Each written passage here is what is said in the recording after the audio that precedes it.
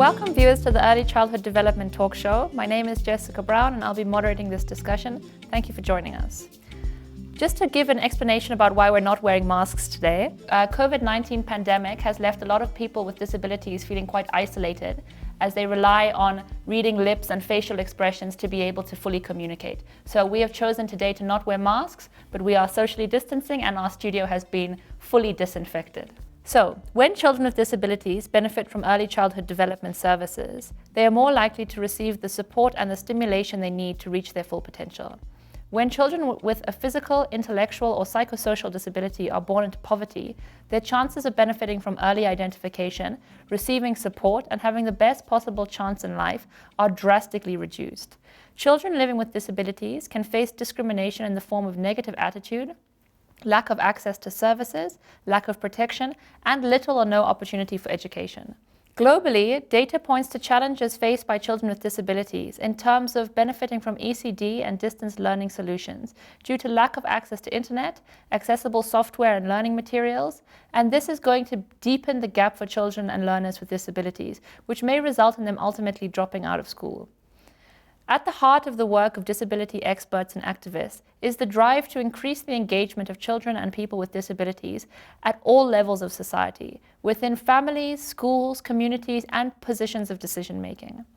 During this conversation, we'll be discussing the importance of children with disabilities benefiting from quality early childhood development services in order to ensure that children get early identification, early intervention, and support to ensure that all children have the best start in life. Before I introduce our guest, I'd like to provide you with a brief understanding of the Right Start campaign. The Ministry of Gender Equality, Poverty Eradication and Social Welfare, together with the Ministry of Education, Arts and Culture and the Ministry of Health and Social Services, have instituted the Right Start National Campaign on Integrated Early Childhood Development. This national campaign seeks to raise awareness and reinforce the importance of the early years of a child's life. Under the slogan, "Make a child's first steps the right steps," the campaign seeks to promote behavior change towards the optimal development of children, improved integrated ECD policy implementation and service delivery, increase national funding for ECD, and improve the frequency and quality of the conversations about how critical these early years are, as informed by research in neuroscience. This campaign is supported by the European Union, Interteam Switzerland, and UNICEF Namibia. Let's have a look at this informative video, and when we come back, we'll say hello to our guests. Hi, my name is Rosa. When I grow up, I want to be a doctor. Hi, my name is Vina. When I grow up, I want to be a lawyer. Hi, my name is Marta Dagute. I'm a Namibian para-athlete. My dream was always to be part of these Paralympics games. Hi, my name is Ria, and I want to become a lawyer. We are superheroes!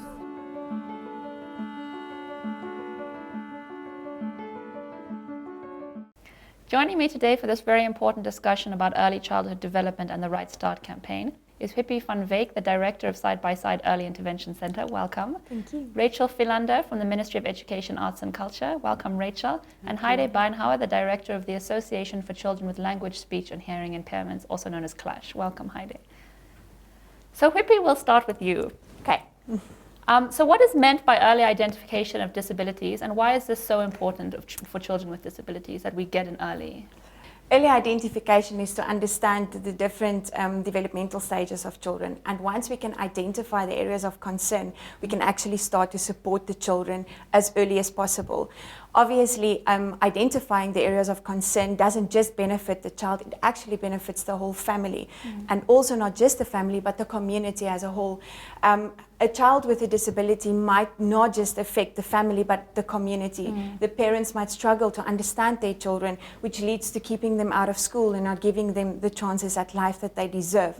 And I think once the parents understand the disability and they understand as early as possible what exactly is going on and how can I support my children, where can I find the help that I deserve, these children actually have a chance at a quality life. And that's what we all want for our children. It's not just breathing, it's not just living, it's quality. Absolutely. And every single family, whether we are born into poor circumstances, whether we are born into better life circumstances, we deserve to fight for our children, and we deserve the correct information at the correct time as early as possible to do exactly that. Thank you. And I really like this emphasis on the help that the family families and the children deserve. Yes. And also to emphasize that if the children get identified and support early on, it means that then the teachers and caregivers are also able to tailor to this child's specific needs, and then they have a better chance of education and performing throughout. So Rachel, on education, we talk about inclusive education.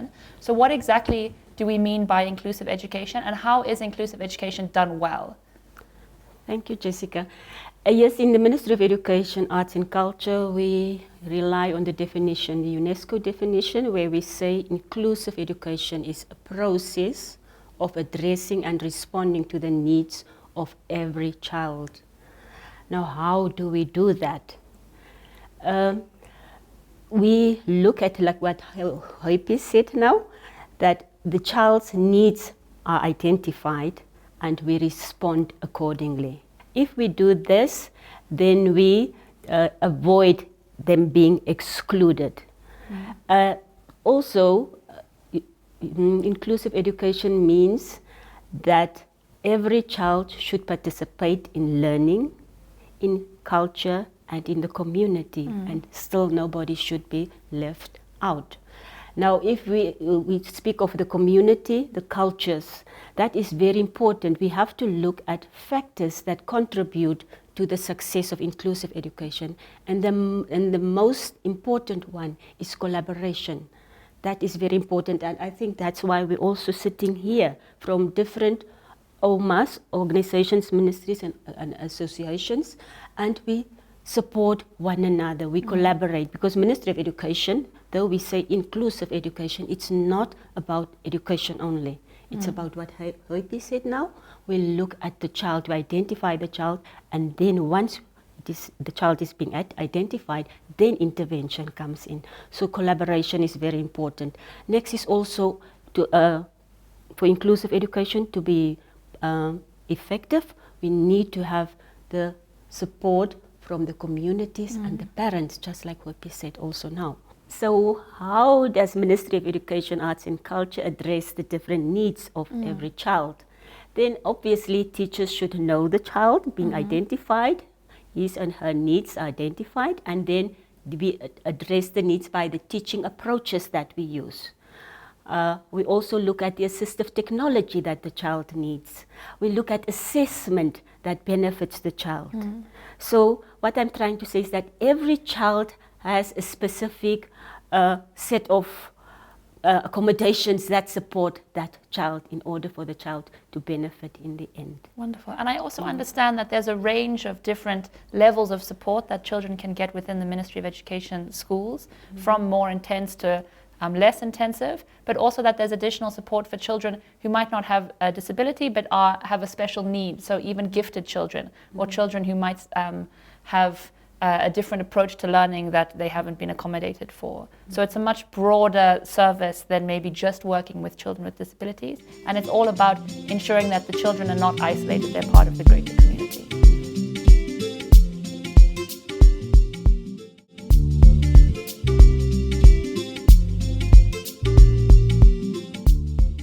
So Heide, we know that you've also been working closely with the Ministry of Education, and you're a titan within the disability area within Namibia. So could you tell us a bit more about CLASH as an organization and how it has helped to improve the lives of children with disabilities? And going on from that to ask, do we have enough qualified personnel in Namibia to be able to really provide these early identification and support services? Since CLASH has been operating in Namibia for more than 30 years, I could now take over and tell you about everything that CLASH has been doing. But this is, of course, not the point here. I would like to say from the beginning that CLASH has always had a specific focus on, like the name says, on children with language, speech and hearing impairments. And there a particular emphasis was put on children with hearing loss. Okay. So we, in that way, of course, our task is a bit almost easy because we focus on a particular niche market, and we could do, and we tried to do everything needed to just make life for this group of children easier and more accessible. So we have been working in the early identification of the hearing loss. we have done mass screenings for thousands and thousands of children. That's wonderful. Yeah. Preschool and in school over the years. We have donated the equipment that is needed to ensure that these early assessments can be done, mostly to the Ministry of Health, but also to the Ministry of Education. Okay. We have assisted when children needed referrals. We have brought in German ENT surgeons to do these middle ear operations to restore or at least improve hearing. And we have put a big emphasis on the work, the collaboration with parents and communities. Because like Happy said earlier, without a community awareness, without information that is given to the parents on a level that they do understand, our efforts will come to they won't very stay little. alive. They will come to very little. And in everything that we have done, we have tried to involve our line ministries, because of course we always feel that we are showing the right way. We are setting the good example. And setting the standard. We are giving a model of best practice. And of course then our hope has been all the time that the government can see the benefit and maybe accept it, copy it, run with it.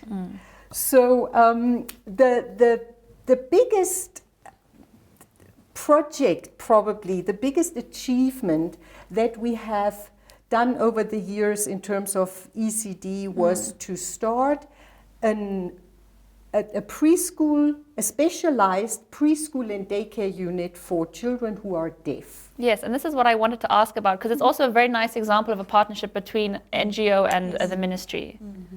In the beginning, the ECD unit, the ECD facility, was strictly private. Since 1994, Clash has been fundraising for it, has been running for it, has just found a way to start it and keep it going. Since 1994, that's also a long time.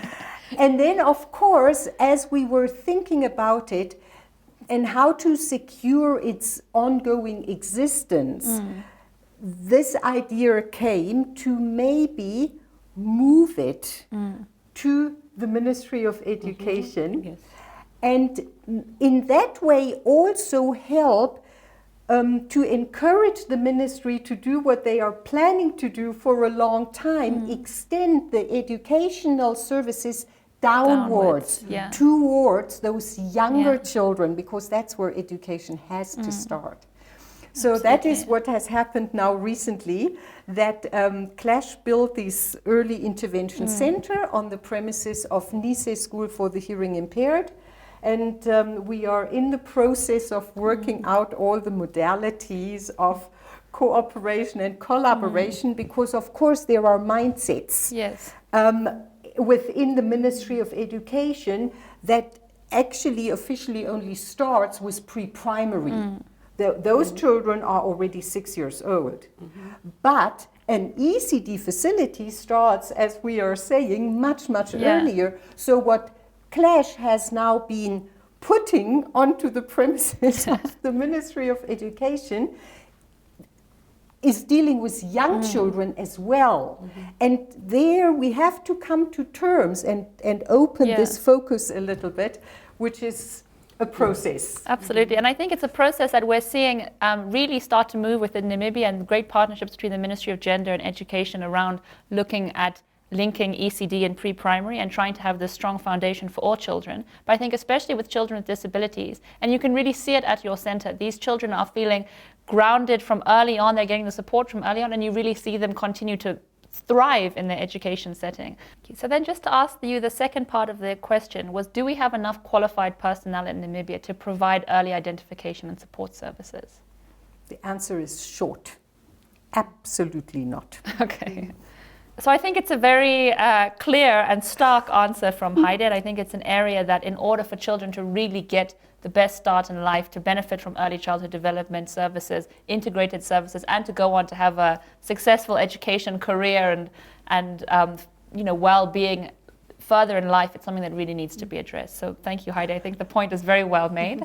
And we also were speaking about community and the role of community and how close you have to work with communities in order to help children to access services. And I think it's a very vital point because we know in Namibia there's a lot of myths, misconceptions, misinformation, and stigma around disabilities. So Rachel, I wanted to ask you, as we said, there's a lot of ignorance or misinformation around stigma and discrimination of children with disabilities. So how might we go about addressing this so that we can achieve a more kind of empathetic and respectful relationship towards children with disabilities and ensuring that they get the services they need? Yes, we have the sector policy on inclusive education, and with the help of UNICEF, 3 years later in 2016, we analyzed the implementation of this policy. And it was found that one of the most important causes of the ineffectiveness of this implementation of the policy is due to stigma and discrimination. That stood out very loudly. Yeah. And it was not just among the schools, it was even in families, in communities. So during these interviews, recommendations were made, and we tried to implement those recommendations. And the first one was the way we refer to persons with disabilities. It's very important to see the person first. Absolutely. So the terminology used should be a person with physical disability, a child with intellectual impairment, rather than dumb and deaf and a handicapped child. Yeah. Oh, that is such an awful word. Yes, but I must correct you now. Deaf people don't want to be told or referred to as people who are deaf. They just want to be deaf, so they're the exception. I must applaud the Ministry of Education here because we have embarked on employing persons with disabilities. Especially for the deaf. We have many deaf people. Obviously, not obviously, but many of them have low paid jobs, but still they work as matrons, as cooking matrons, childcare matrons, but we also have deaf teacher assistants. And the reason being that the child with a disability looks up to this person with also a disability. When I was teaching at the deaf school, I always like to share this. One of my deaf learners, the small ones, I was teaching the orientation phase, and the small deaf child asked me, so when I grow up, will I become hearing? And that touched me so much because I was thinking that's why this child cannot identify with anybody around here because it's just hearing people around. And that's when we started. I must also acknowledge ICIDA here. It's the Icelandic International Development Agency. They left the country years ago, but they invested a lot in deaf education. So they helped us to bring on board unqualified people with disabilities, specifically deaf people. Thank you. And I think also what early childhood development services can do is to help more people who are deaf or with disabilities get to a point where they don't have to just take lower paid jobs because they are not seen as being fully skilled. The idea is to have full integration within all levels of society and being able to accommodate people with all different disabilities and abilities. That's a nice point that you're raising there. Yes, we train our no, but if I start on that one, I won't stop. But yes, sure. we offer educare for our children with disabilities so that they can be appointed as assistant teachers. Wonderful. But that's on a different program. Thank you. Okay, still with regard to stigma and discrimination, we touch on the communities. Families, obviously, if my child is not accepted, then I will hide my child. Yes, and not necessarily because it's negative, but to protect my child. As a mother, I would rather protect my child and keep him or her at home instead of sending him to a community that doesn't fully support and embrace and love the child. But also, it was quite shocking, but our teachers also were very stigmatizing. Yeah, because our towards teachers the are part of kids. the community. So if you're in a community that has stigma, the They teachers are unaware. Yeah. It is ignorance, Yeah. Heide, truly. Yes. No, but that's why the Ministry of Education, we started on sensitizing teachers. Just after the launch of the policy, since 2014, we tried to sensitize teachers on disabilities. Yeah. But still, it is quite shocking to see that they refer to children as the slow ones, those who cannot hear, and those are our educators. So we negotiated with UNAM to introduce a program. I did the postgraduate diploma in specialized education. So UNAM is in the process of reintroducing that program. They also have a degree, I think it's a master's degree in inclusive education. Okay. But that doesn't really address the issue, because though you have the theoretical knowledge, you still don't have the practical. So we encourage teachers also to come do the teaching practice at our schools, to literally work with our learners. And that's the only way that they would know how to support our learners. That's wonderful, thank you. And I believe, Heide, you also wanted to add from your experience working with communities. Yeah, thank you. I would like to add that this community awareness really needs to be heightened. Yes. And in the communities, you have the parents. And a parents' empowerment program is what CLASH has been adding to its early intervention efforts, because we realized if we don't get to the parents, particularly in the case of a deaf child, then there is just not even a communication. So the CLASH Parents Empowerment Program includes information sessions, parents' meetings about educational issues. It includes weekly sign language classes for the parents, which is just so essential, right? And that is now parents and communities, is what Rachel said. You touched on the relevance of creating this awareness in teachers and educators as well. And we can take it further. We need to raise this awareness even in the health staff. Absolutely. Because in our experience, parents often know very well that this child has a hearing problem. So they take the child, of course, to the nearest clinic, expecting that the nurse would probably take an otoscope, that little light that you use to shine into the ear, to just check, can we see something? Is it a running ear? Is it a blocked ear? Is it an infected ear? But the nurses don't have otoscopes. And then they send the parents home with, sometimes really with a panado, but without any referral. Or if they do refer, then the sad situation is that all audiometers in the hospitals of the country seem to be broken, except the one at Windhoek Central Hospital. That's the current state of affairs. It's a very, very sad state of affairs, right? Very.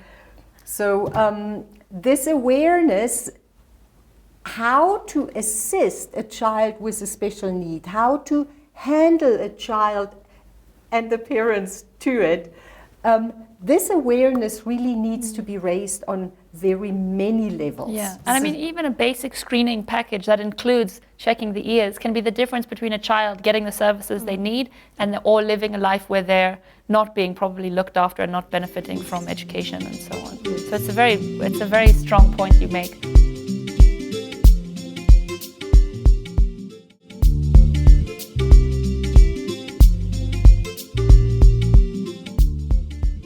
So Hippie, over to you.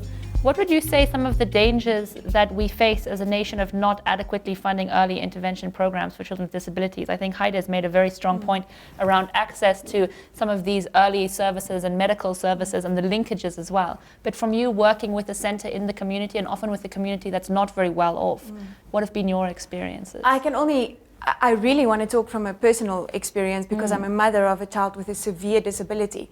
So the dangers we are really facing is if we cannot provide as a nation the adequate information that these parents need and the resources that we need, they might become a stage that the parents get detached emotionally from their children. Because you can imagine knocking on one door after the other, asking for help, begging for help.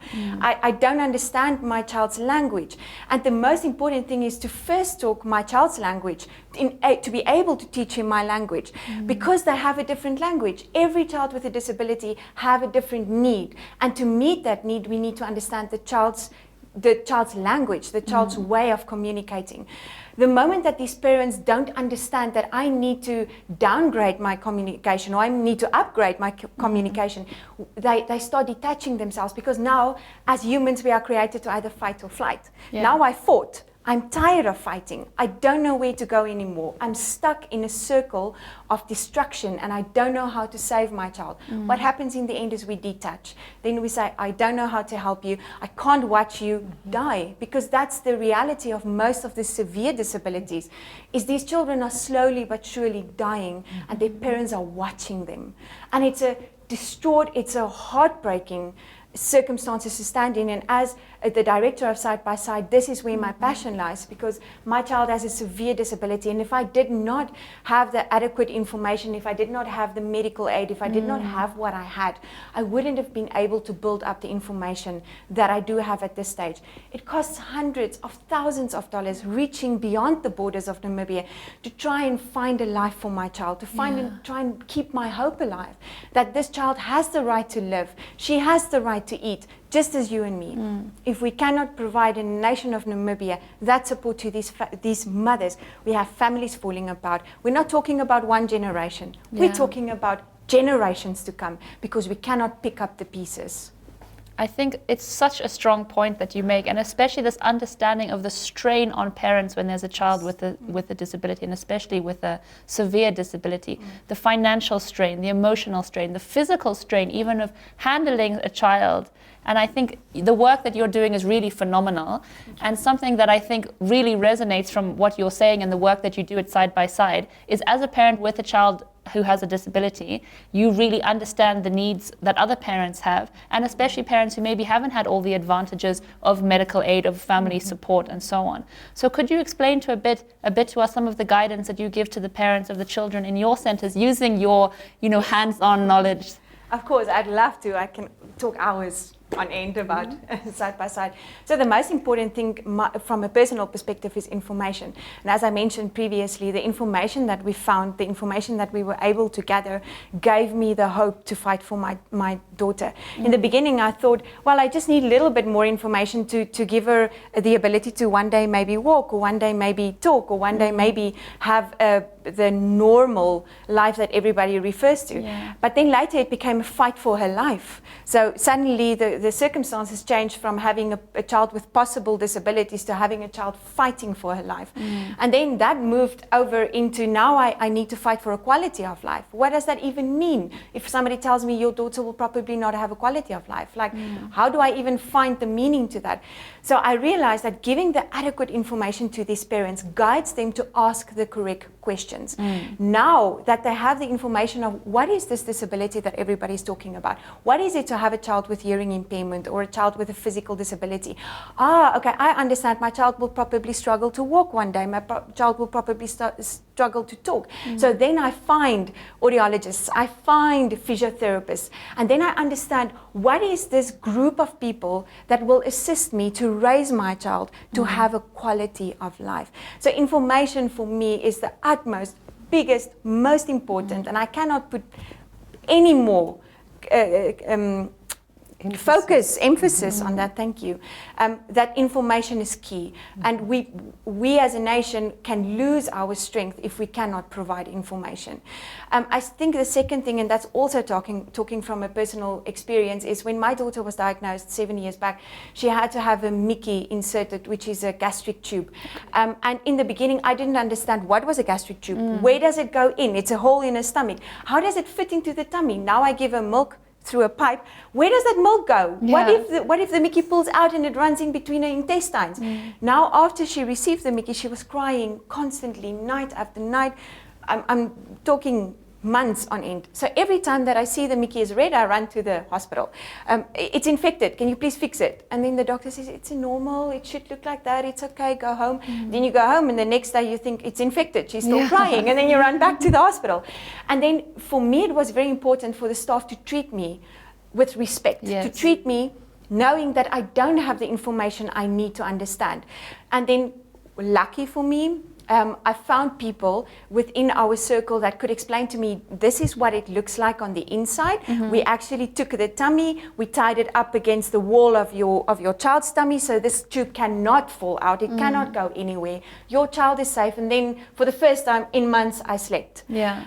So it's basic, and we don't see it, and we sometimes underestimate the power of understanding of parents fighting for their children. I absolutely agree. We look at them and we think, well, your education is not that bright, you know. It won't make sense if we say your child has XYZ or he needs a gastric tube.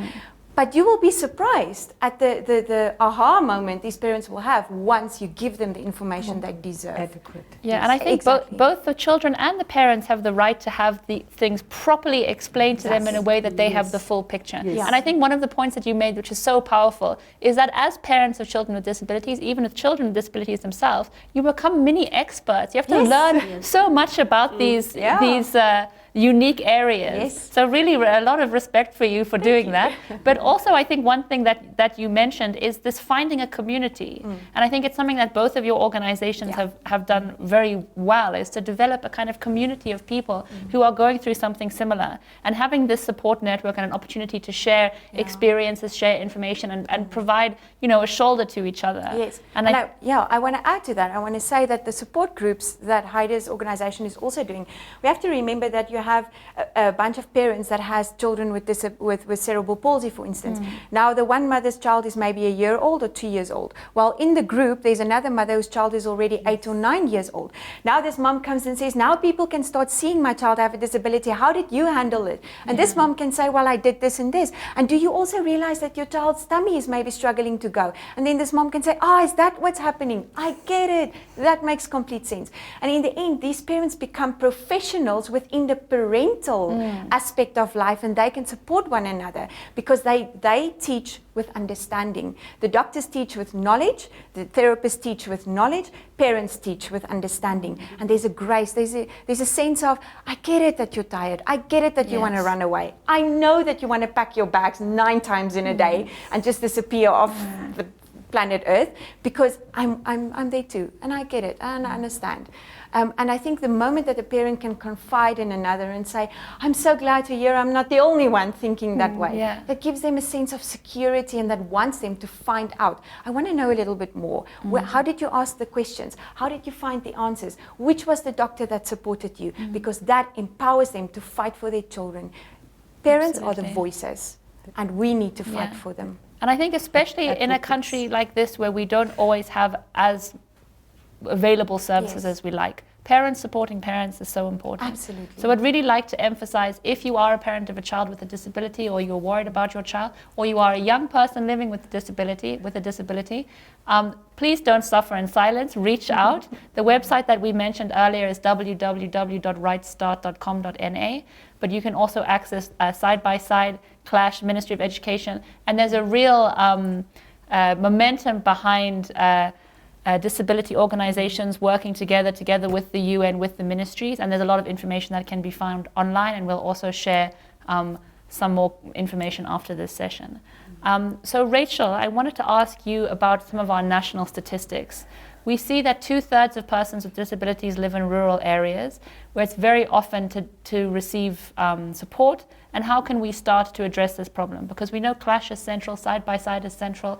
I know Clash also goes out and about, which is one of the very unique aspects of your NGO. But often services are centralized, like you were saying.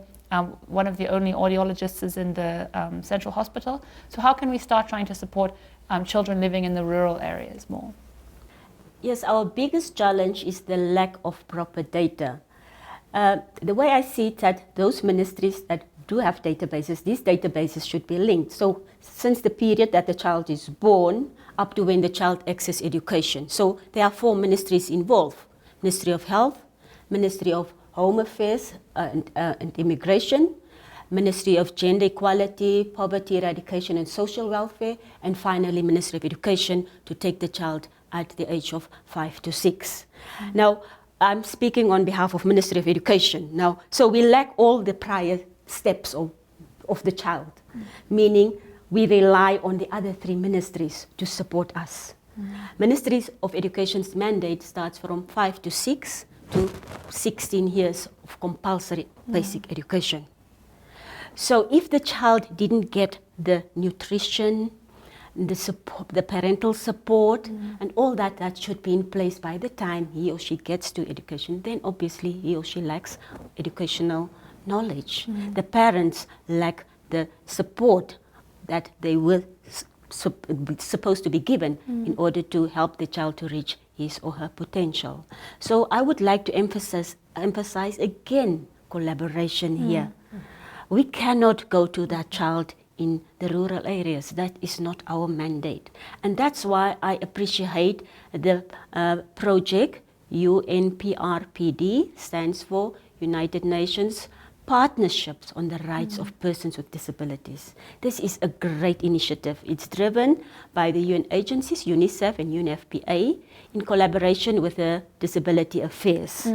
They drive this project. And this project, I'm a member of that, and we have the National Disability Forum, which comprises of Heide and Whippy. We all 3 of us are there. So the linkages are already there. We're supporting one another. We take each other's mandate further. Okay, I would also like to stress that the aim of this project is to strengthen integrated systems in order to promote access to services for persons with disabilities. That says it all. Absolutely. ECD is one of those focus areas. The next one is data that I just spoke about. And the last one is to capacitate people, especially organizations of persons with disabilities. Thank you, Rachel. I think this emphasis on integration is really key. Integration of services in ECD phase, integration of partnerships filling each other's gaps and covering different areas, both in terms of technical areas but also geographical areas. And I think one of the things that's so vital for ECD to work well, but also early identification, provision of support to children and people with disabilities, is this integration of data, starting from conception and the health of the mother, all the way through to birth, registration, identification of children's needs, ECD services, and into education. It's something that I know that the UN is supporting the government to start moving towards. So I think there's a real opportunity there. And the work that the UNPRPD program is doing is also contributing to that. So I think we have a lot of momentum behind this integration in Namibia, but we just need more push, more resources, more coordination. But I think we're starting to see there's some movements in a very positive direction.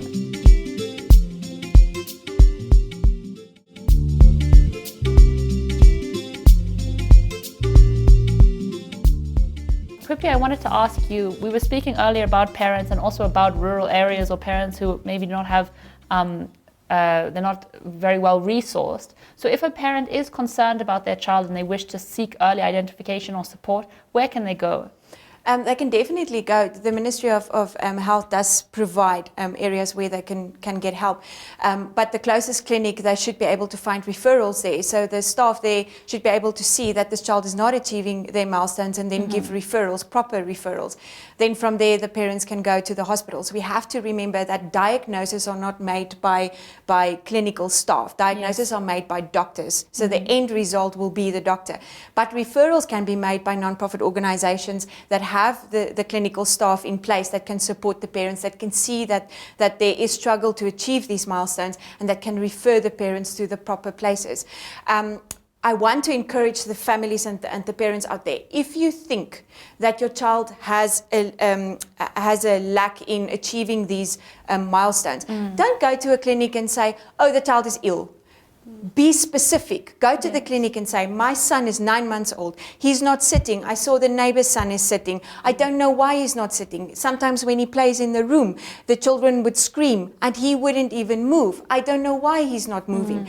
Be specific, because we have to remember that I am with my child 24 hours of the day. The staff clinic sees him for maybe 5, maybe 10 minutes. They don't know what you know. So when you go to the clinic, be specific. Tell them your concerns. Rather say too much than saying too little. Then you will find the proper information and they can direct you. Otherwise, if you don't say that my child is not hearing and you say my child is ill, you'll go home with Panellists. Okay, that's the reality. And then I also want to say that on Side by Side's website, we have a DUN directory. Now the DUN directory is a Disability United Network directory. On there, you will find most of the Khomas region's telephone numbers of organizations that support. So if the clinic says to you, it seems like your child cannot hear, then you can find on the DUN directory, where's the closest place I can help. I know they are busy bringing out the newer one. This version is older, and meanwhile, there was new organizations coming in. So the updated one, I think, will be available by the end of this year. But you can go onto our Side by Side website, or you can phone Clash or Side by Side or any organization that supports families that helps children with disabilities. Thank you very much. Can I quickly Please, add yes, something? yes. It is very true what you say, Happy, and I think parents must be so much encouraged because parents actually know. They are the best person to diagnose and to know that there is something not quite right with their children. But parents are deflated by the so-called specialists or the health staff or the education staff. And parents must be so much encouraged not to give up. Yes. Just go for it. Become advocates for your children. Yes. I mean, you have heard a very passionate advocate in Happy being the mother of a child with severe disability. That's what we need. Parents who are willing and prepared to keep pushing. to keep pushing, Even fight when for you- their children. Yeah, just to add that all the materials that you mentioned, including a chart that shows some of children's developmental milestones, are also on the Right Start website. So again, that's www.rightstart.com.na, and then also a chance to identify other NGOs and organizations where parents might be able to find more information. So finally, Heide, the last question from you before we start wrapping up. What would you say are some of the really positive ways that parents and teachers can assist integrating children with disabilities into early learning and ECD centers from your experience? Well, I think parents and teachers just need to work together. Like we have now heard, parents can become advocates, parents can become the voice for their children, parents can explain because they have, like you pointed out so distinctly, they have the understanding. Now, on the teacher side, there needs to be an openness to listen to parents and to be willing to maybe take a step down from their authority to go down and say, so tell me about your child. Our system is not very conducive in that regard because, yes, schools do call parents meetings and they do have school board meetings, but teachers don't go out, I generalize, but generally teachers don't go out and visit the children at their homes. They don't know what are the living conditions, what's the environment of that particular child. They just don't know it. Now, I'm not trying to say that this has to become the rule, but I can say that Clash has been doing this all those years. Every beginning of a new school year, we go and visit our children at their homes. And it is just such an eye-opening experience. It makes us so much more sympathetic towards that particular child. And it helps us then to have, how can I say, a much better, a much more adequate, appropriate approach. And a tailored, flexible approach based on that child's needs. And also an understanding of what the parents' capacities are in terms of coping, assisting, understanding, and so on. So I think this this message of flexibility is something that I think applies so much to this area of discussion, that there's not one size fits all for a child with special needs or a child with disability.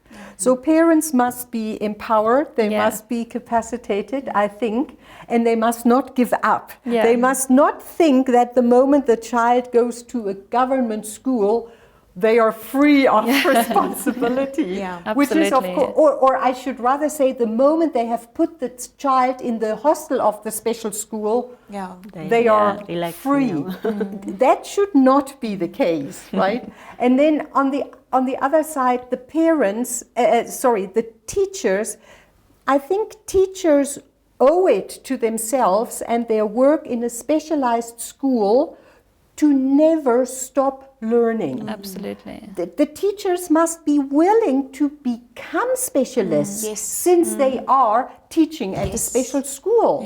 And it's very, very important that UNEM picks up the postgraduate diplomas again. Postgraduate, because it means teachers come with teaching experience and then they qualify, specialize in a field.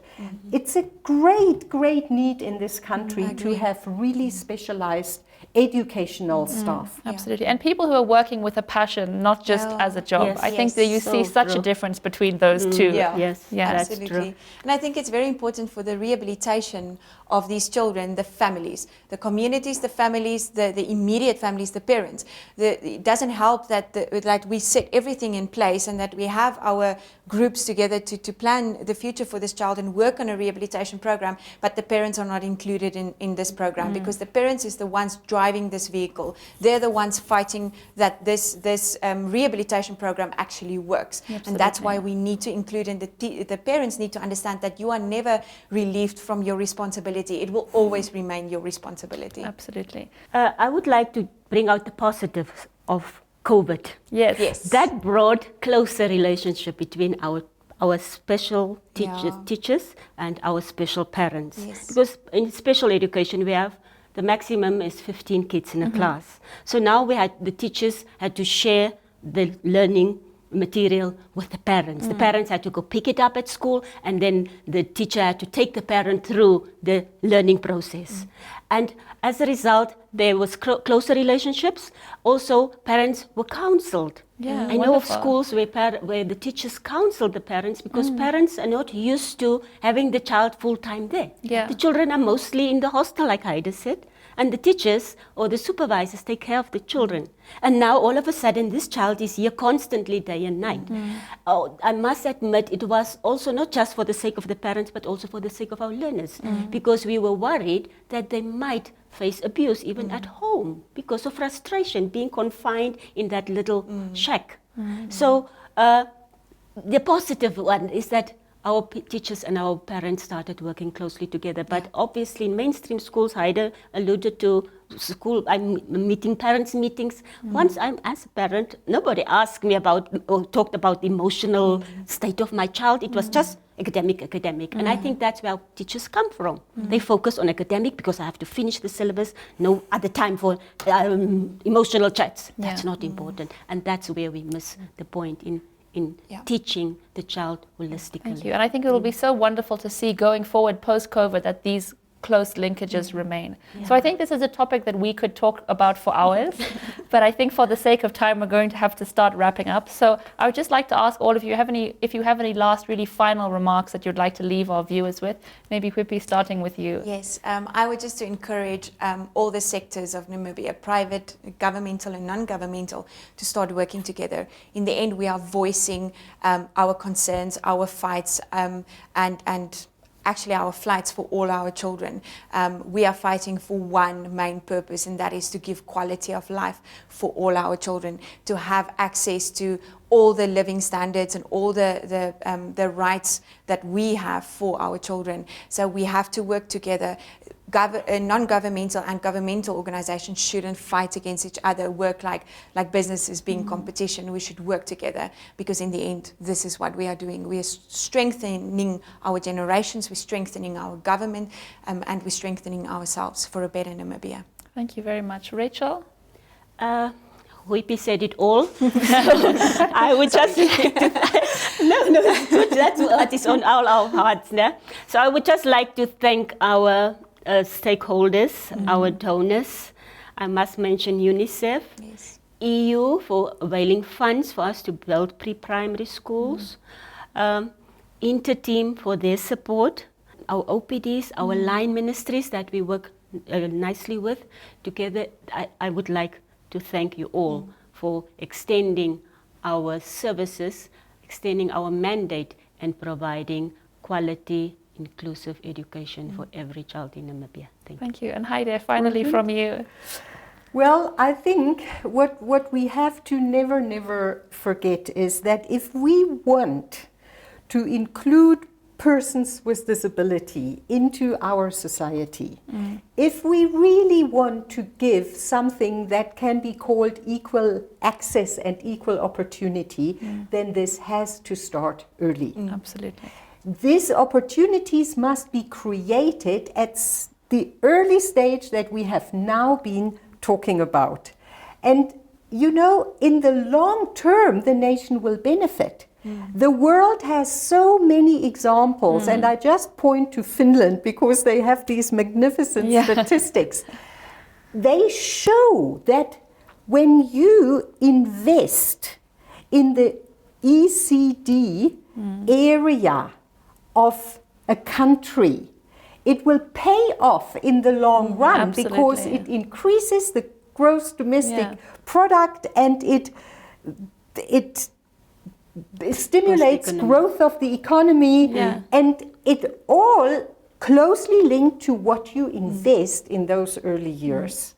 And that is why we really have to focus there. Yes. Thank you. I couldn't have said it better myself. So thank you very much, Pippi van Veek, Rachel Philander and Heidi Beinhauer. Thank you so much for having joined us today to reflect on the inclusion of children with disabilities and really focusing on the early years. And thank you, viewers, for joining us. We hope that this information has been valuable and provided insight into the importance and the value of early childhood development in Namibia and how the Right Start campaign aims to assist the government in its efforts to provide our children with the best early childhood development services. You can learn more about how you can make a child's first steps the right steps by visiting our website at www.rightstart.com.na. And you can also find us on social media on the handles displayed on the screen. Thank you very much for watching, and goodbye.